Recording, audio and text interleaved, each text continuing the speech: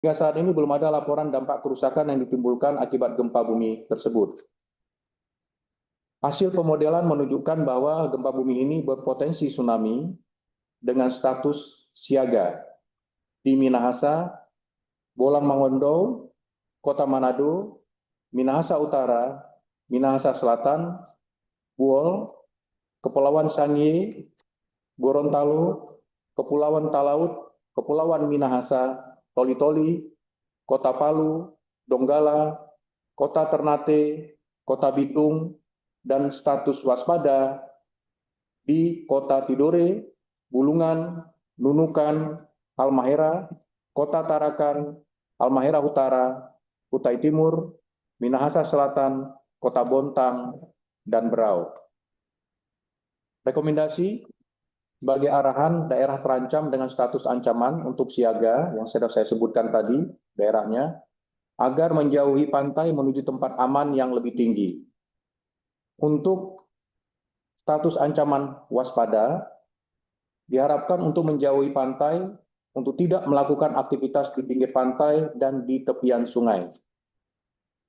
Hingga pukul 7:11 waktu Indonesia bagian Barat, hasil monitoring BMKG menunjukkan adanya 2 aktivitas gempa bumi susulan atau aftershock dengan magnitud sebesar 6,7 dan 5,9.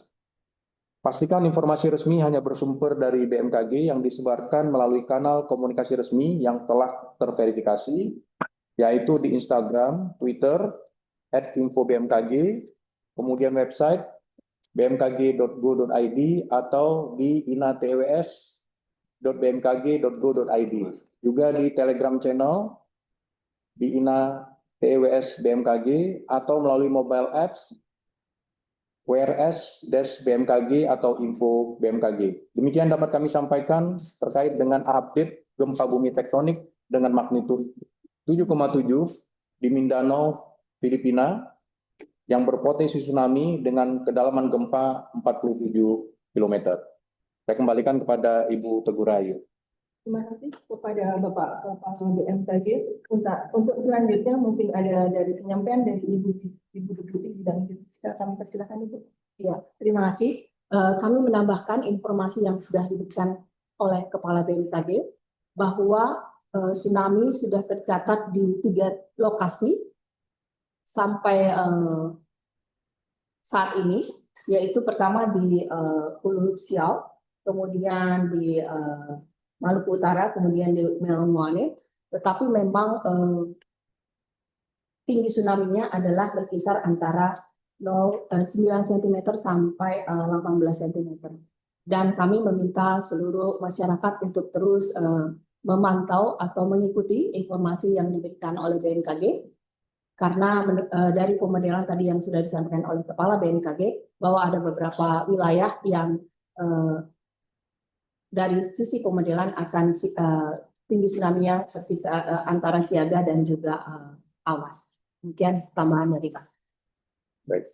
Terima kasih Ibu Deputi Bidang Geofisika. Untuk selanjutnya mungkin kita mencoba menjawab beberapa pertanyaan yang sudah tertulis di kolom chat. Mohon izin Bapak, ada beberapa pertanyaan.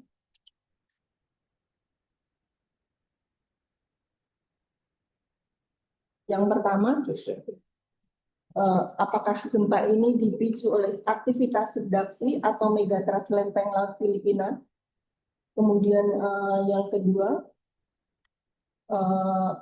apakah gempa ini sama? Pertanyaannya. Kemudian yang berikutnya adalah dari Kompas, dengan ketinggian tsunami 9 sampai dengan 18, apakah sentimeter? Apakah berbahaya bagi aktivitas masyarakat? Seperti itu ya pertanyaannya, mungkin dari Bapak Dirkito yang akan menyampaikan.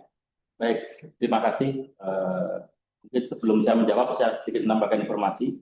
Jadi sampai dengan jam 7.40 kita sudah memonitor aktivitas gempa bumi susulan sebanyak 5 kali sampai saat ini. Tentunya gempa bumi susulan ini magnitudenya lebih kecil daripada gempa utama tadi. Terus berikutnya gempa bumi ini dipicu oleh tadi sudah disampaikan Pak Kepala adalah aktivitas subduksi lempeng Laut Filipina. Jadi, memang untuk data dari pusat gempa nasional, jadi wilayah Laut Filipina itu sudah tidak masuk lagi dalam zona megatrust, jadi ini adalah zona subduksi. Terus ini gempanya adalah berpotensi tsunami antara 9 sampai 18 cm sampai saat ini, tapi kita terus memantau, kita terus memonitor. Ini masih di 3 lokasi terdekat, kita akan terus memonitor karena ini adalah masih gelombang yang pertama. Kita tentunya akan terus mengupdate ke rekan-rekan wartawan. Nanti jikalau ada peringatan dini 3 yang tercatat di lokasi yang lain akan terus kita informasikan, dan tentunya juga nanti kita terus monitor sampai saat nanti gelombang tsunami-nya sudah kita rasa aman, tidak berbahaya lagi, nanti kita akan mengeluarkan pengakhiran peringatan dini. Tapi terus kita update, kita monitor terus perkembangan sampai saat ini. Ya, Dr. Wijayanto dan Bu Dr. Nelly mungkin dapat disampaikan terkait peringatan dini pertama diterbitkan kapan, kemudian peringatan dini kedua akan dirilis kapan? Silakan dijelaskan. Iya, jadi untuk peringatan dini pertama tadi sudah kami keluarkan di bawah 3 menit. Kemudian peringatan dini kedua juga sudah dikeluarkan, itu di bawah 8 menit. Mungkin bisa dicek di warning receiver system kita ataupun di moda-moda lain yang memuat informasi tsunami tersebut. Dan saat ini kita sudah mengeluarkan peringatan dini tsunami 3.1 karena sudah tercatat di beberapa tide gauge yang mencatat ketinggian tsunami.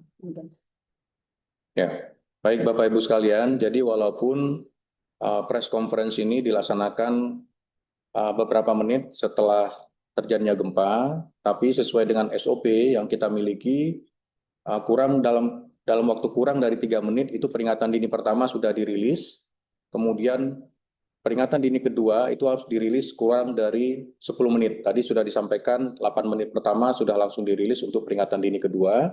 Kami terus memantau dan kepada masyarakat agar terus bersiaga, memantau kondisi dan tidak mendekati daerah perairan, baik itu laut maupun sungai yang berada di dekat muara.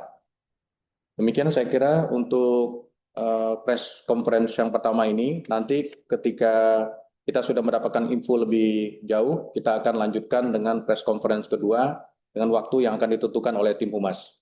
Demikian, terima kasih. Assalamualaikum warahmatullahi wabarakatuh.